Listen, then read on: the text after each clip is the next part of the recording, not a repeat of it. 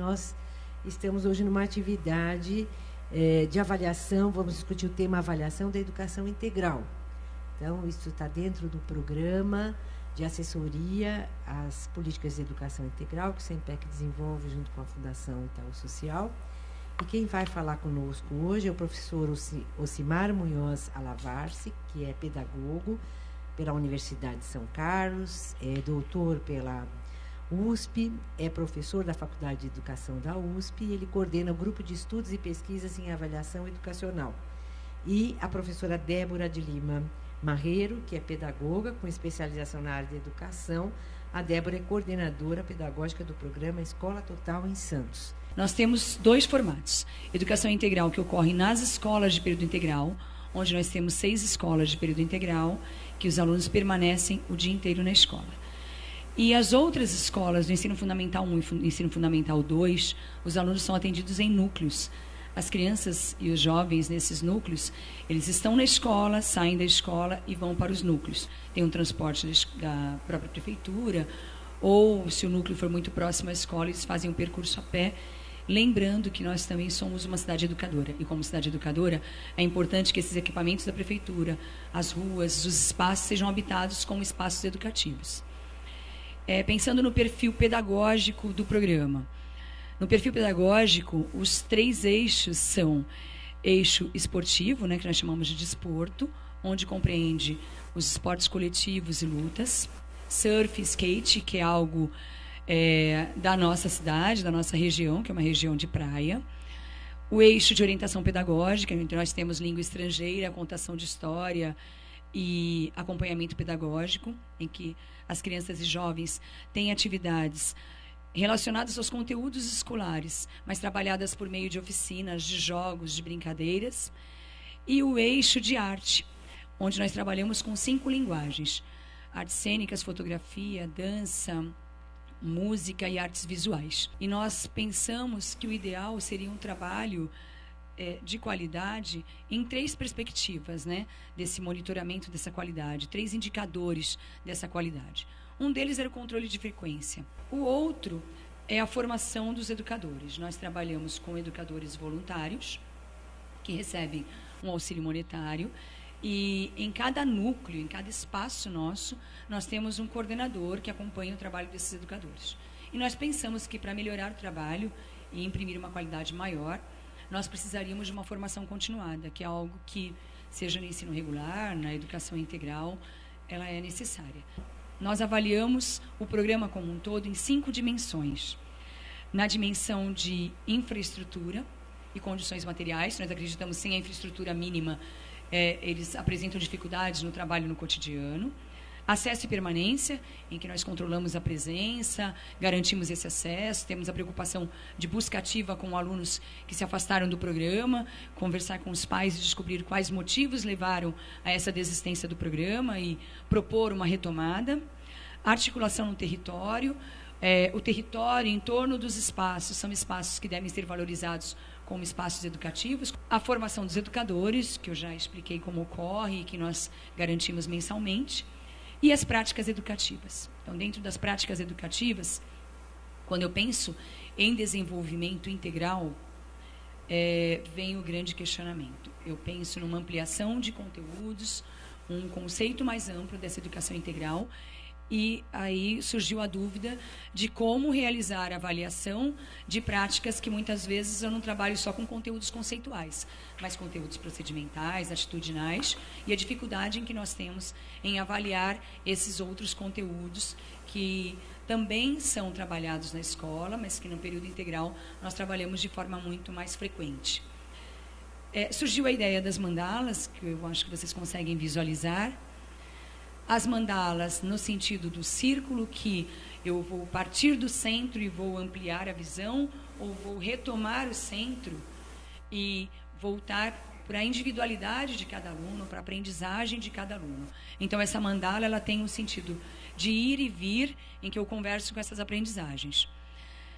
Nessa mandala, nós colocamos em cima, elas foram pautadas em cima do que o programa foi pensado há 8 anos atrás, que são os 4 pilares da educação, de Jacques Delors. e nós criamos uma mandala para cada pilar. Aprender a ser, conviver, fazer e aprender a aprender. A partir da ideia de confecção de uma mandala, uma para cada pilar, nós pensamos em quais aprendizagens, em quais saberes deveriam ser avaliados em cada uma dessas mandalas. E aí essa equipe de formação discutiu, pensou nos projetos trabalhados, nas atividades desenvolvidas e colocamos atividades ali que poderiam ser avaliadas num processo de autoavaliação de cada aluno do programa.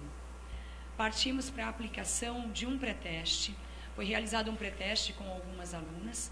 Esse pré-teste foi filmado e foi trabalhado em uma formação mensal com os educadores antes da avaliação propriamente dita. Significativo, pensando num programa como um todo, mas se eu penso em 5.000 alunos e eu minimizo isso em 750 alunos, é um grande resultado numa concepção de educação integral, que eu estou construindo uma concepção de alguém que volta à sociedade e interage com essa sociedade de maneira diferente do que estava interagindo anteriormente. E a experiência de Santos, ela é interessante porque ela, entre outros aspectos, deixando claro que eu não estou aqui avaliando, julgando a experiência de Santos,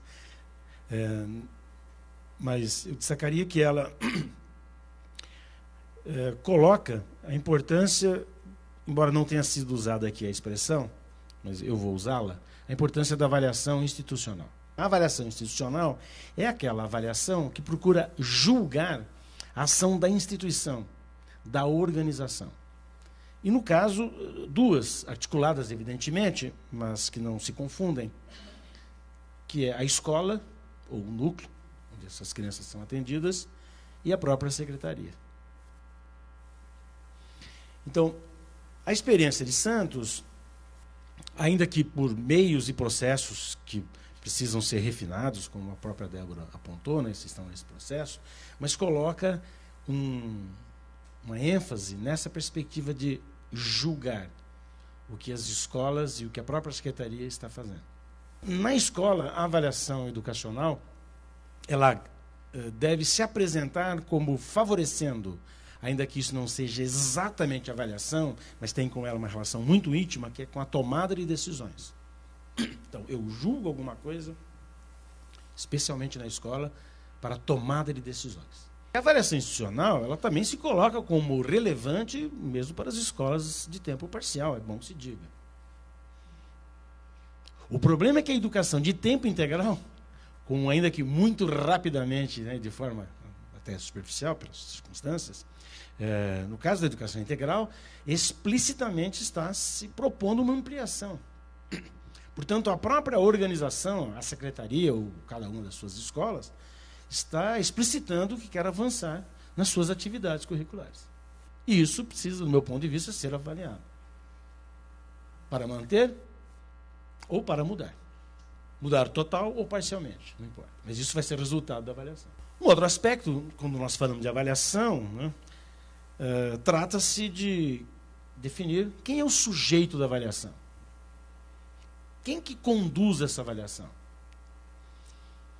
E aqui também eu quero ressaltar como importante que é o envolvimento dos usuários do programa, especialmente dos alunos. Dar voz a esses alunos, permitir que eles exercitem esse espaço de avaliação é algo bastante relevante. Eu gostaria de destacar um outro aspecto que, até onde eu tenho tomado contato, tem aparecido no que diz respeito à relação entre avaliação educacional e educação de tempo integral, que é com relação às chamadas avaliações cognitivas, né, que a escola de tempo parcial, faria, como se isso fosse um aspecto não muito importante. Eu sou de opinião que muito do que a escola fazia, na verdade, não fazia completamente. E nós temos fartos resultados que evidenciam isso. Então, mesmo naqueles domínios chamados de cognitivos, reconhecendo-os como parciais, mas não menos importantes, não menos relevantes do ponto de vista cultural, como colocados do ponto de vista da escola, dos seus professores, na perspectiva de que fossem dominados e plenamente apropriados pelos seus alunos. Ou seja, que a avaliação desses domínios cognitivos, eles não podem ser diminuídos, muito menos menosprezados na educação de tempo integral. Que indicadores seriam fundamentais? Ou melhor, o que, do seu ponto de vista, não poderia deixar de ser observado, avaliado? É correto avaliar com atividades lúdicas quando a maior necessidade é oferecer educação de qualidade, reforçando com atividades que foquem leitura e escrita? Eu tenho que pensar a avaliação a partir do que eu trabalho com o aluno. A avaliação é parte deste processo.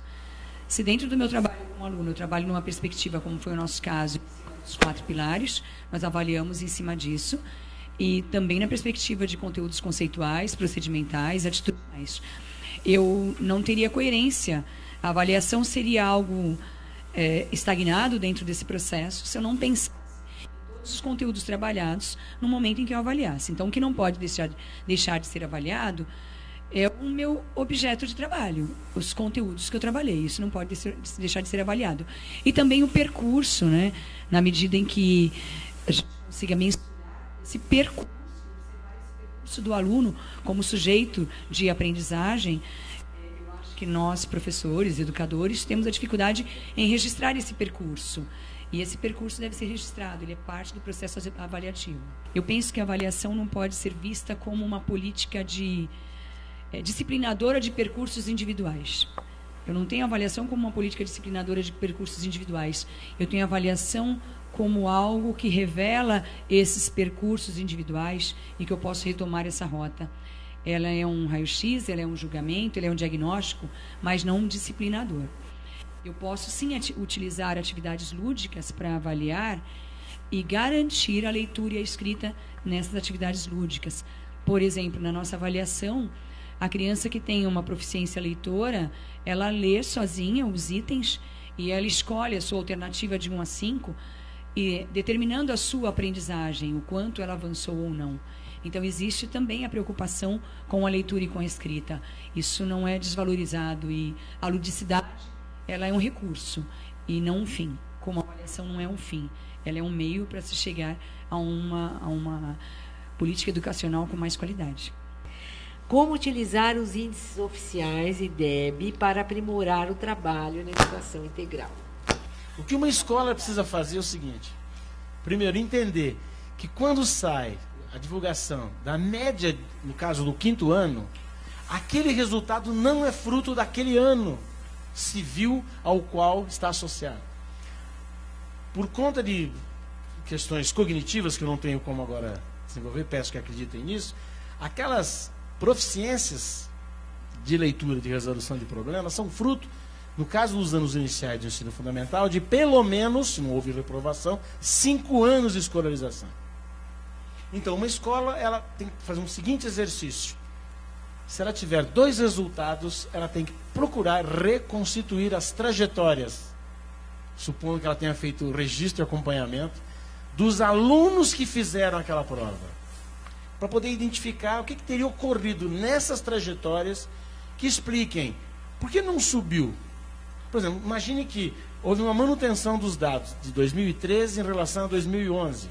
Bom, supõe-se que a escola esperava que em 2013 houvesse um aumento. Por que não ocorreu? Bom, a resposta está na trajetória desses alunos. É esse o exercício que as escolas precisam fazer. E não sair correndo, como algumas fazem, querer ensinar o que está na matriz de avaliação, ou querer submeter os alunos a simulados. Os simulados produzem pouquíssimo, quase efeito nulo no ganho das aprendizagens. Então, eu diria que a utilização desses indicadores volta-se, novamente, sem querer valorizar demasiadamente o que eu expus no começo, a uma avaliação que é institucional. A escola, diante desses resultados, ela deve indagar-se. O que fizemos? O que deixamos de fazer? Não para que todo o seu trabalho esteja expresso, por exemplo, no caso da Prova Brasil, nos seus resultados. Mas que, em grande medida, o trabalho da escola também se expressa ali. Então ela tem que fazer uma recuperação disso. Eu acho que o que é possível nesse tempo aqui indicar para quem fez essa pergunta é isso. Que instrumentos são utilizados para desenvolver o processo avaliativo na educação integral? Um pouco isso para a gente. Então, em relação aos instrumentos, um deles é a mandala, porque nós verificamos essas aprendizagens pautadas nos 4 pilares, como foi falado anteriormente. E outros instrumentos como o questionário, nós temos o questionário, esses questionários são enviados aos pais, que também esses dados são compilados, são analisados.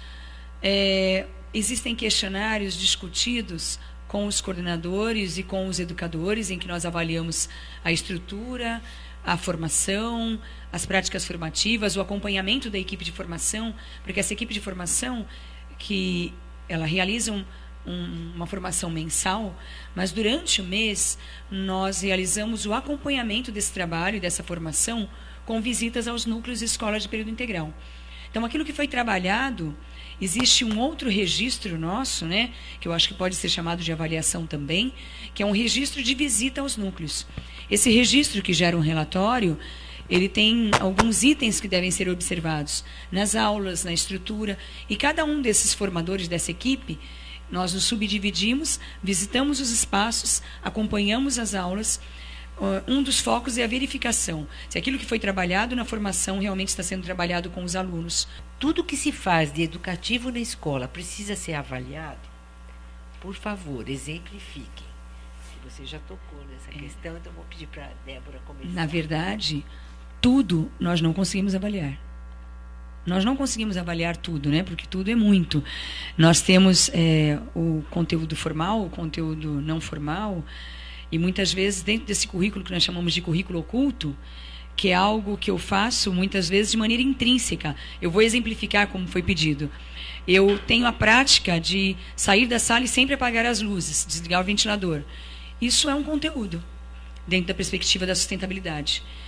E eu nem sempre avalio formalmente, eu tenho um registro disso. Mas eu observo no meu cotidiano se os meus alunos estão tendo essa prática ou não. E se não estão tendo, eu tenho uma retomada com eles. Então, a avaliação como um instrumento, como um registro, como uma formalidade, nem sempre o tudo é avaliado.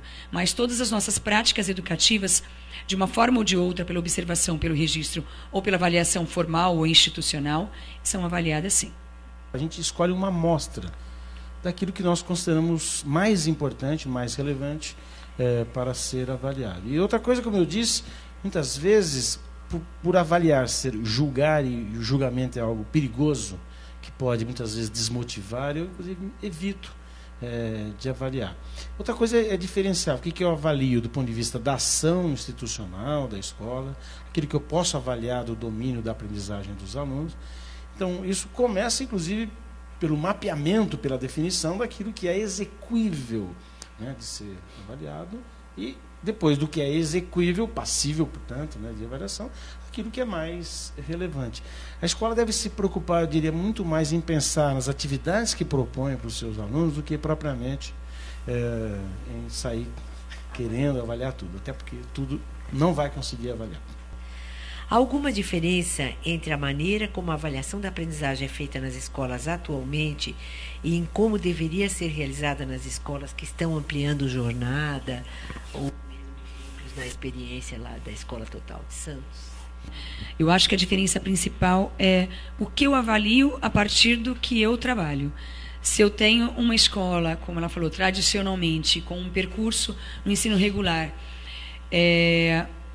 em que eu preconizo alguns conceitos e que eu estou trabalhando, eu não vou ter uma avaliação ampla. Eu vou ter uma avaliação um pouco mais restrita em cima desses conceitos. Eu vou ampliar a visão da minha avaliação à medida que eu amplio o meu trabalho pedagógico, a minha intervenção pedagógica, a minha mediação com o aluno e essa perspectiva de currículo que eu tenho. Se a perspectiva que eu tenho de currículo, eu estou prevendo um trabalho com os conteúdos de maneira mais ampla, conteúdos conceituais, atitudinais, procedimentais, eu olho para esses procedimentos, para essas atitudes, e eu tenho necessariamente que avaliar, sim. E isso, na educação integral, nós percebemos que ocorre com mais facilidade ou com mais frequência do que ocorre hoje no ensino regular. Seria muito radical que nós fechássemos que a escola regular tem uma avaliação mais rudimentar ou mais tradicional, e nós, na escola de período integral, ou no período integral, na ampliação da jornada, temos alguma visão mais ampla. Não, existem nos dois lados perspectivas diferentes em cima dos conteúdos trabalhados. Eu acho que aqui, no debate de hoje, tem um achado, certo? Que é essa questão. A gente vai avaliar aqueles objetos que a gente consegue entender bem e decupar. E isso é muito difícil. Quem trabalha com currículo, quem trabalha com prática pedagógica, sabe os níveis de aprofundamento, quando você coloca, bom, o nível 2 para quem está certo no primeiro ano está ótimo, certo, de quinto não.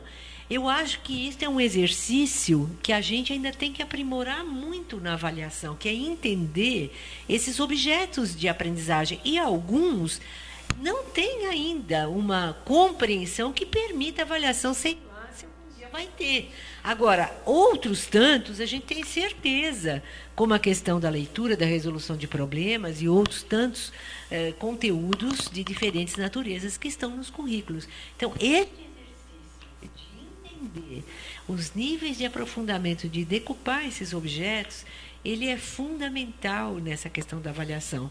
Então, às vezes, a gente está pondo um pouco o carro na frente dos bois, a hora que se pretende, então, avaliar tudo aquilo que é possível, que é ofertado pela escola.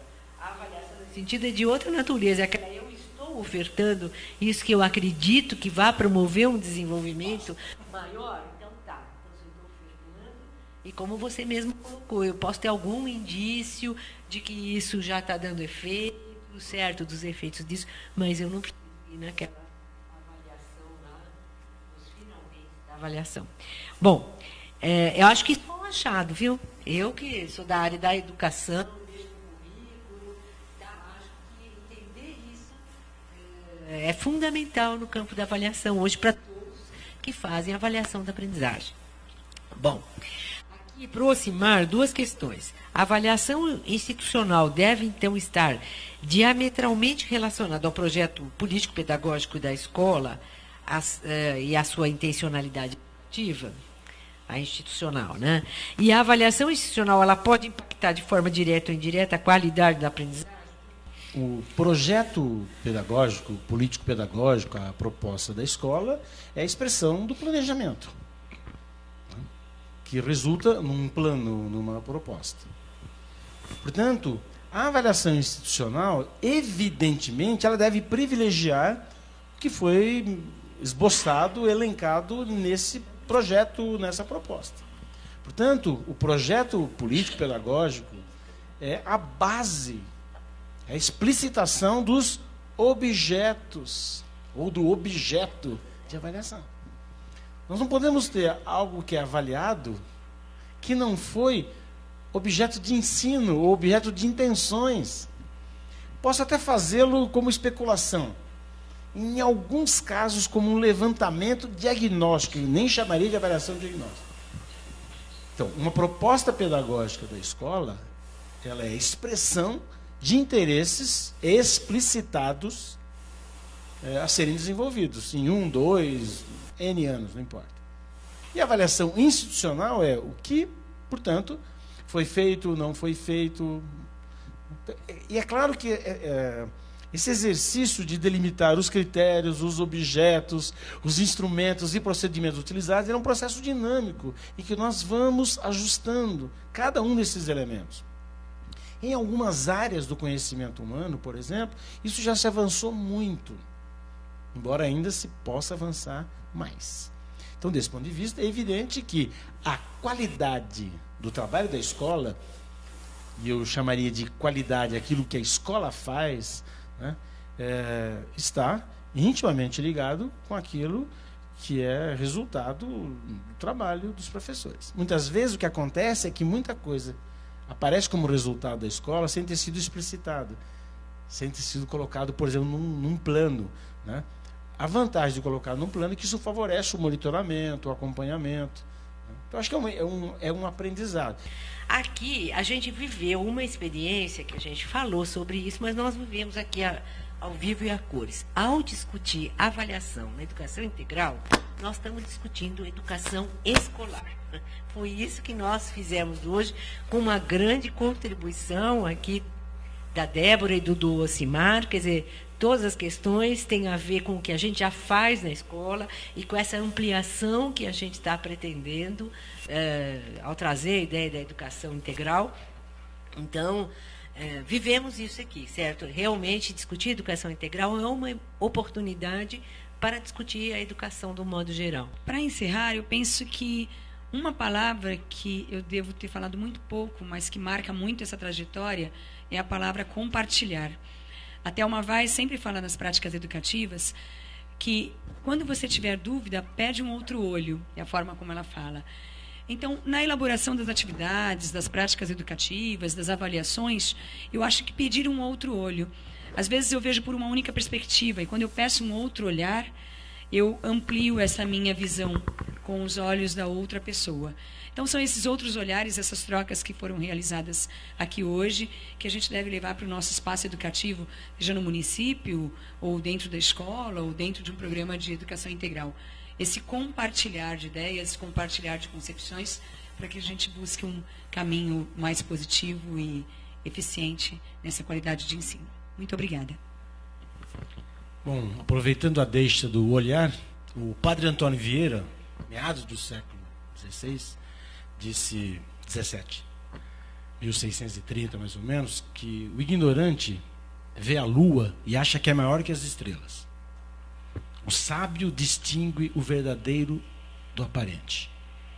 Nós temos uma vantagem, que o compartilhamento e o olhar se combinam, né, de tal maneira que a gente possa ampliar esse nosso conhecimento, essa nossa sapiência. Do ponto de vista da avaliação, a esperança, né, é que ela, sem revelar a verdade exatamente, mas ela nos permita saber quem é a estrela, quem é a lua, como são, né, e, na medida do possível, aperfeiçoar as nossas ações. Eu agradeço mais uma vez a oportunidade.